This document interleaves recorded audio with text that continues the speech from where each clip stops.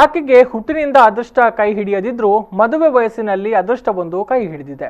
ತನಗೆ ಮದುವೆ ಬರೀ ಕನಸುವಂತ ಕಣ್ಣೀರಲ್ಲೇ ದಿನ ಕಳೀತಾ ಇದ್ದ ಈಕೆಗೆ ಯುವಕನೊಬ್ಬ ಕಣ್ಣೀರು ಒರೆಸುವ ಕೆಲಸ ಮಾಡಿದ್ದಾನೆ. ದೂರದ ಮುಂಬೈನಿಂದ ಓಡೋಡಿ ಬಂದು ಆಕೆಯ ಜೊತೆ ಖುಷಿಯಾಗಿ ಹಸೆಮಣೆ ಏರಿದ್ದಾನೆ.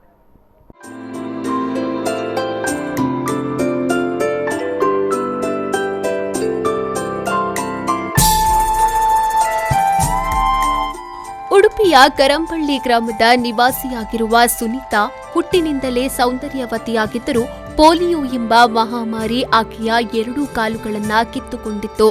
ಈ ಅಂಗವೈಕಲ್ಯತೆ ಆಕೆಯ ನೆಮ್ಮದಿಯನ್ನ ಹಾಳು ಮಾಡಿತ್ತು.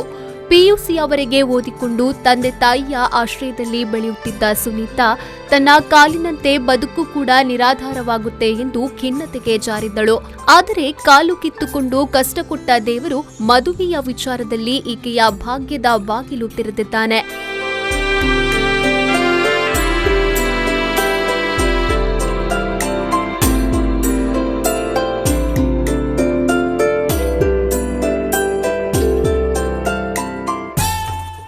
ದುಬೈನ ಆಯಿಲ್ ಕಂಪನಿಯಲ್ಲಿ ಉದ್ಯೋಗ ಮಾಡುತ್ತಿರುವ ಮಂಗಳೂರಿನ ನಿವಾಸಿ ಸಂದೀಪ್ ತಾನೇ ಮುಂದೆ ಬಂದು ಈಕೆಯ ಜೀವನ ಪಯಣಕ್ಕೆ ಆಧಾರವಾಗಲು ನಿರ್ಧರಿಸಿದ್ದಾರೆ.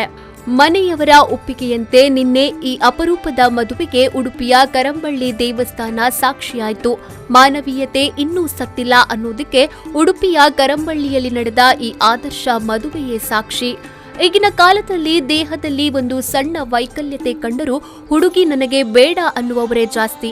ಆದರೆ ದುಬೈನಂತಹ ಸಿರಿತನದ ನಾಡಿನಲ್ಲಿ ದೊಡ್ಡ ಕಂಪನಿಯೊಂದರಲ್ಲಿ ಕೆಲಸದಲ್ಲಿರುವ ಯುವಕ ಕಾಲಿಲ್ಲದ ಯುವತಿಗೆ ಬಾಳು ಕೊಡುವ ನಿರ್ಧಾರ ಮಾಡಿ ಸುನೀತಾಳ ಕೈ ಹಿಡಿದಿರೋದು ಮಾನವೀಯತೆಗೆ ಹಿಡಿದ ಕೈಗನ್ನಡಿ ಎಂದರೆ ತಪ್ಪಾಗಲ್ಲ.